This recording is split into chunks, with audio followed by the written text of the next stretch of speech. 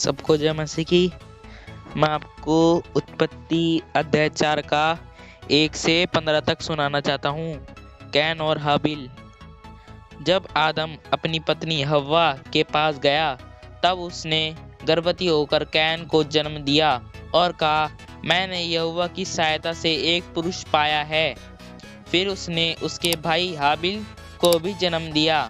हाबिल भेड़ बकरियों का चरवाहा बन गया, परंतु कैन भूमि पर खेती करने वाला किसान बना।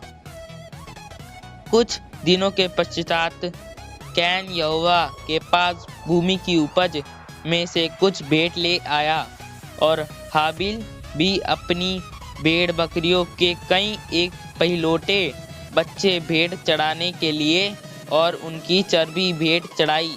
तब यहोवा ने हाबिल और उसकी भेंट को ग्रहण किया, परंतु कैन और उसकी भेंट को उसने ग्रहण ना किया।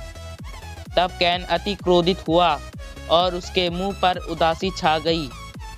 तब यहोवा ने कैन से कहा, तू क्यों क्रोधित होता है और तेरे मुख पर उदासी क्यों छाई गई है?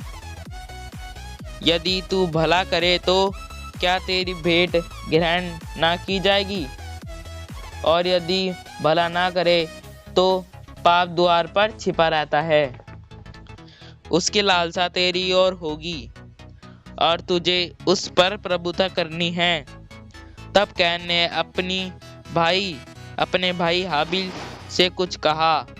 जब वह मैदान में थे तब कैन ने अपने भाई हाबिल पर चढ़कर उसे घात किया। तब यहोवा ने कैन से पूछा, तेरा भाई हाबिल कहाँ है? उसने कहा, मालूम नहीं, क्या मैं अपने भाई का रखवाला हूँ? उसने कहा, तूने क्या किया है? तेरे भाई का लहू भूमि से मेरी ओर चिल्लाकर मेरी दुहाई दे रहा है। इसलिए अब भूमि जिसने तेरे भाई का लहू तेरे साथ से पीने के लिए अपना मुंह खोला है, उसकी ओर से तू शापित है। चाहे तू भूमि पर खेती करे तो भी उसकी उपज फिर तुझे ना मिलेगी, और तू पृथ्वी पर भटकने वाला और भगोड़ा होगा। तब कैन ने यहोवा से कहा, मेरा दंड सहने से बाहर है। देख, तूने आज के दिन मुझे भूमि पर से निकाला है और मैं तेरी दृष्टि की आड़ में रहूंगा और पृथ्वी पर भटकने वाला और भगोड़ा रहूंगा, और जो कोई मुझे पाएगा मुझे घात करेगा।